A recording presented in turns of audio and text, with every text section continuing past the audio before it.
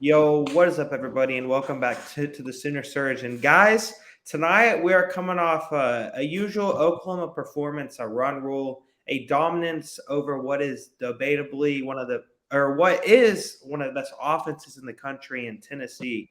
And guys, Jordy Ball was able to hold them scoreless through 5 innings. OU ended up winning 9-0. You saw it all from Oklahoma, whether they played small ball, long ball, played extremely great on the defensive side of the ball. Really, they showed it all today. So, Jason, I guess we'll start with you. Just give some opening thoughts. Yeah, first off, Jordy Ball, I think she only went 3 1/3 or 3 2/3 of that 5 innings, but she was outstanding. I was kind of, I don't know if I was surprised or just kind of when I heard that she was going again today.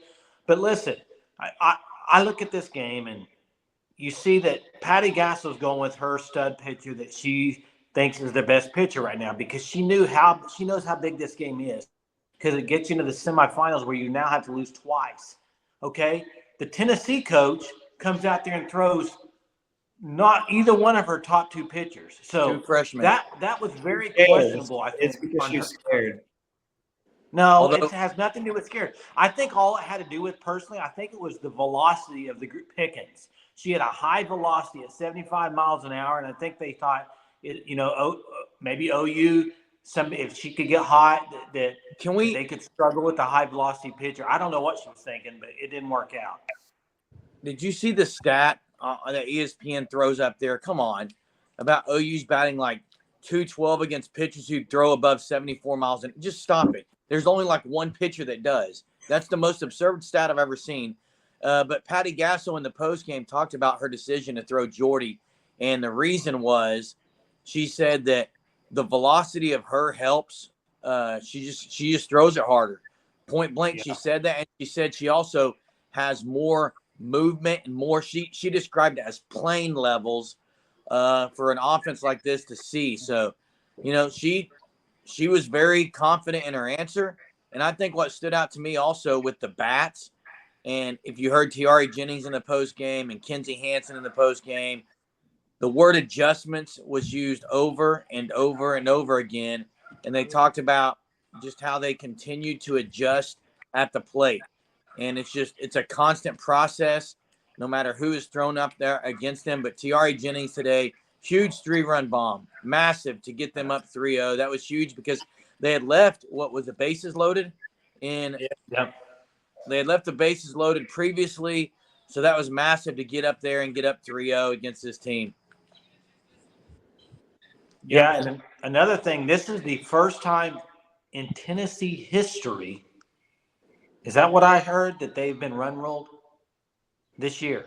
This year. Sorry, not history. You said history. Yeah. Sorry, I don't mean history. The first game the first game this year they've been run rolled, correct? Yeah. Well, hey, give it to the coach of Tennessee though. When Holly Rowe asked her about it, she said, "I'll take the blame for it." She said it was a risk, and it backfired on her. Yeah, it's true. And as Jeremy said earlier when talking about Jordy Ball with what Patty Gasso said about how her ability to change the playing level, Jordy Ball today didn't have to use much off speed at all. It was mainly screwball and rise ball and just pure fastball most of the game. She kept it under the Tennessee's hitters' hands. And Chris Plank, he described it perfectly on the radio. He said like 90% of the Tennessee hitters, their stance is so open that they want to get out and be able to extend to get to the ball. And that's why Jordy Ball is so successful, because she kept on jamming them. Outside of the one hit that Kiki Malloy had to start the game, Tennessee absolutely had no success with Jordy Ball on the inside of the plate. Yeah, and hey, I want to throw a shout out to the announcers for a second, because the crew that they had today, I think, with Jessica Mendoza, I think is it Michelle Smith, Beth Mowens, and then Holly Rowe. Tremendous job by them. To me, when you get those four together, especially those three in the booth there, when Smith was talking about Ball's pitches, how she has the drop ball and the rise ball, and how they look similar to the batter, but when you're getting ready to swing, it's either going to go up or down, and it's on that plane level like we've talked about.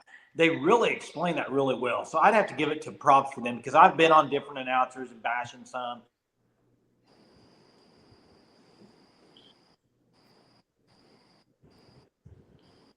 Well, it looks like we lost some guys. We lost Jay again. Hey, one thing that they were talking about also, as far as Jordy Ball, you mentioned it, Jackson, but she was throwing straight gas today, Yeah. and her control. I think she had one ball out of her first 10 pitches. I mean, she was just painting the zone all game long, and then I think I'd like to know what the pitching coach Roca. Is it Roca? Yeah. Yeah. I'd like to know what she said because she went out there and had a chat. And I want to say, I want to assume that maybe she said, get this last batter because you're getting ready to come out. We're going to pull you in. They want to make sure she ended with an out, and she got that last batter. And then it was interesting. Everyone else came in and pitched, and Gasso talked about the experience. She mentioned Storako specifically, talking about her dream was to play in this College World Series.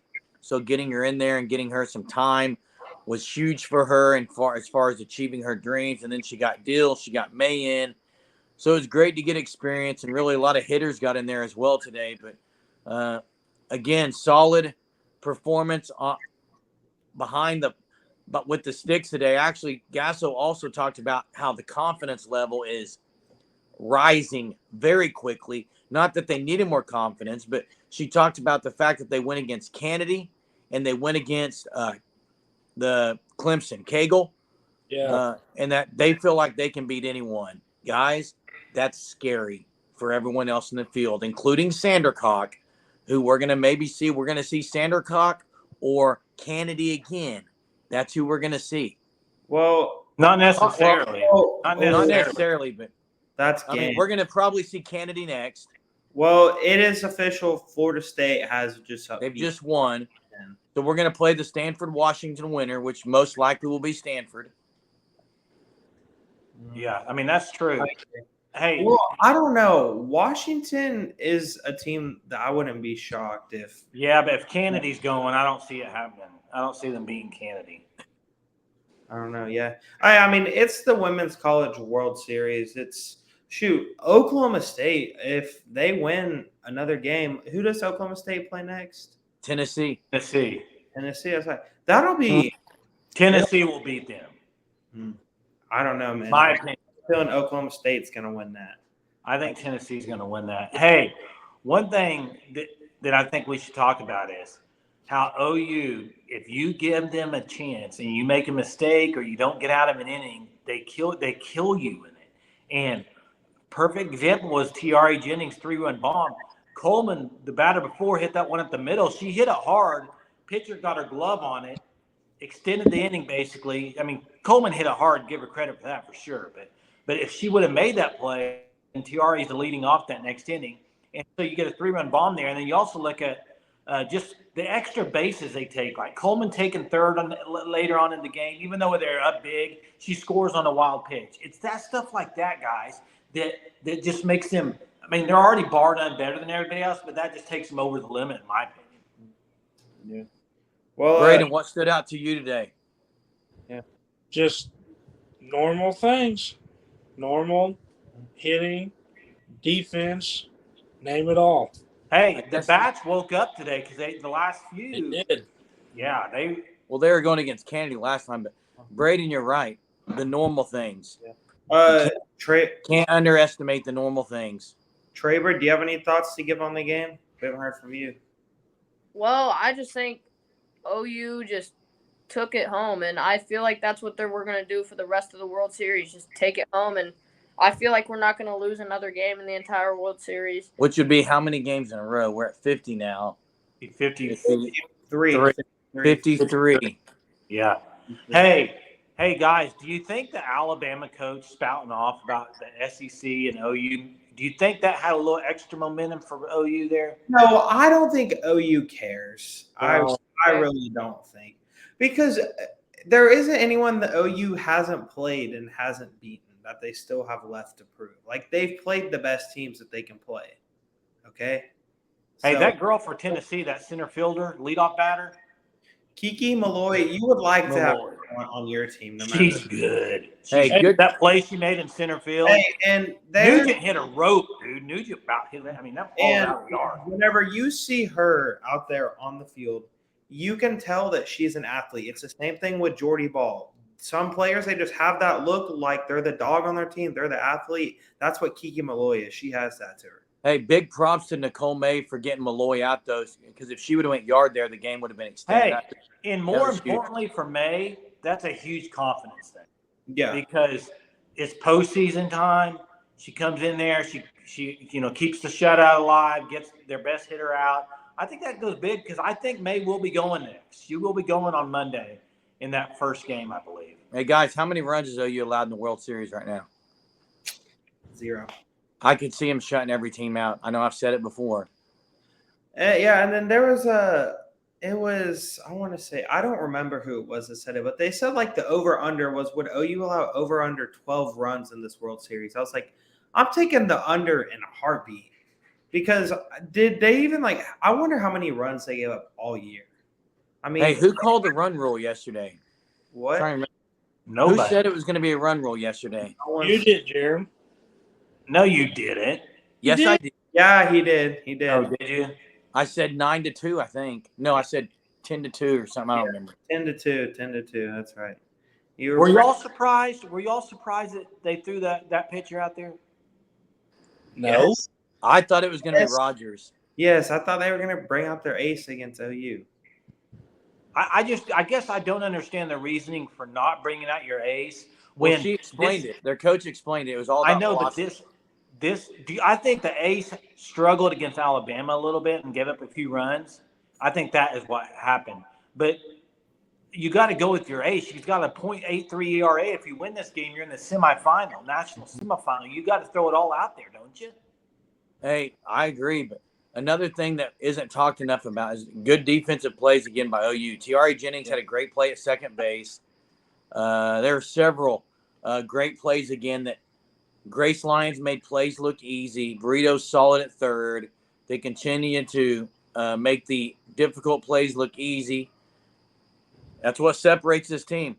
Hey, what do y'all think about Burrito's at bat where she walked and then her celebration? It was all over Twitter. People were bad-mouthing the celebration. She does tend to throw that bat down. She tends to throw that bat down. What is your opinion on that, guys? Hey, I mean, whenever you're amped up and in the moment in the College World Series, it's kind of hard to just kind of react and celebrate because you're hyped up. It's not. I agree with that, Jackson. In those moments, you don't really have time to think. You're just the adrenaline's so high, so hyped up. It just naturally. Do you know why they do it, Jay? Well, Jay, you know why they're doing it? Okay, why? Go listen to Patty Gasso speak with someone in the offseason. They were talking about recruiting, and Patty Gasso said, I want girls who love to play and show me that they love to play. Mm-hmm. I think it's from the top down. It's just instilled in these girls. I think that's honestly, they just love the game so much. Hey, Jerem. Yeah. You know why Burrito drops her bat? Why? Because she wants to win a ring. There you go. Okay, Brayden. Hey, I don't have a problem with it. I was just saying on Twitter when you see a lot of people bashing it. But here's the thing, guys. The Twitterverse, just like the rest of America, they're tired of OU winning. And they keep saying, why is the game in Oklahoma City? Move it. It doesn't matter if this game's played in wherever, OU's still going to win, okay? Ask OSU baseball what home field advantage means. Ask UCLA softball. Woo! Oh, my gosh. They lost their regional. Throwing shots out here, yeah. And speaking of just home field advantage and stuff, it's obviously OU there somewhat of an advantage. But even if it was at a neutral site, I guarantee that there would be more OU fans than any other team. Big time. I would bet on that. Mm-hmm. Well, let's get some predictions, guys, moving forward. I'm going to say that OU is going to play Stanford, and we're going to see Canada again. It's going to be a different story. I'm going to predict that OU is going to head to the finals of the College World Series by beating Stanford by a score of 7-0. Wow. Traver, you go next. I agree with the Stanford part. I think we will win 9-1. 9. Braden? This is going to be different. I've got a rematch. Today's game, OU versus Tennessee. Wait, we're talking about That the won't next be to game. the finals though, Braden. Yeah. Oh, It's We're gonna be talking about the Stanford next or game. Washington. Stanford or Washington. Washington. Oh, okay. You know why? Why? Because they can hit the ball. They can. Maybe, Yeah. maybe Hey, they'll figure out. I'll Kansas. say though, speaking of Washington, they were hitting a lot of balls hard against Sandercock. They were They just did. going right to the fielders, and Florida Right State at had some 'em. great defensive plays. Yeah, Standercock's got a really good drop ball. Really good. she's a lot like Jordy Ball. If you watch the way she paces around the mound, the way she walks back to second, the way she talks to herself. Yeah, about the same Jay, velocity. Jay, Too. Jay, who do you think's going to win? I think Stanford's going to throw Kennedy out there, and their other pitcher's really good too. But I think Stanford's going to win, and I think OU's probably going to throw May. If I had to guess, I think May's going to start the first game and I look for it to be a very, very close game, and I see something like a 3-2 or 2-1, real low scoring. I don't know. I mean, we'll see who OU throws out there. I don't think Stanford's bats are that good, but if they throw Kennedy out there, you're going to score. You're going to probably, it's going to be 2 or 3 runs, man. It's going to be a low scoring game. That's just my opinion. But then I think second game, if they did have to go to a second game, I don't think it would be much of a game. But I think OU will win the first game against Stanford, but it'll be a squeaker. Yeah. Jackson. Well, I'm going to have to go with Washington, man. Something tells me about Washington. I don't know what it is, but Familiarity, maybe. Hey, somebody look it up. Let me look yeah. it up real quick, but I'm going to see how many times they've played this year. Okay. But I think that Washington just is going to find a way to win against Stanford because obviously they're familiar foes with both being in the Pac-12, so they obviously have played each other. Hey, Jerem. I wonder what the season series split is with that. Jay's looking at it real quick. What's up, Braden? I picked Washington because of their left-handed pitcher. Lindsay Lopez. Yep. She had some really good changeups going tonight, actually, backdoor changeups. She looked strong when they brought her in, but they got to her with an error there in the bottom of the 6th. That hurt. They were within 1. Washington left a whole lot of runners on base against Sandercock. Woo, man. They were getting 2 runners on every inning and just couldn't bring it around. Jay, did you find that yet? Yeah, so in their first series in early May, Stanford won the first game 2-1, lost the second one 1-0, and then lost the third one 8-0. So let's see if they played anymore. No, it looks like they played 3 games against each other. Washington won the series 2-1. Wow. Well, guys, hey. If this was in May, Kennedy may not have been in full use at that time as well because she she didn't come on till later in the year. Yeah, that'll change things. It's also true. It's like Florida State. They're a team that's rolling in a team that – well, I mean, actually, I guess we can go around and say our predictions for the Oklahoma State-Tennessee game. Jeremy Traber, if you guys just want to start off again. I'll go. I think Oklahoma State's gonna pull it off. Yeah, I don't see any chance at OSU. No matter who they throw out there, Tennessee's bats are not going to be dead 2 days in a row.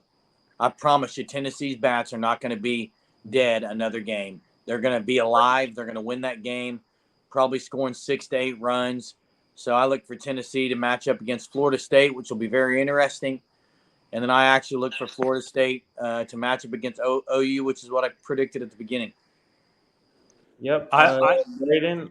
Go ahead, Jay. Go ahead. I look for Tennessee to beat OSU as well, Florida State to beat Tennessee.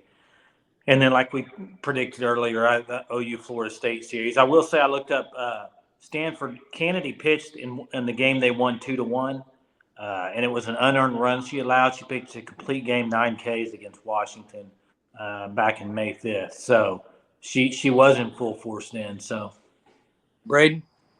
I'm picking Tennessee over OSU. Jackson?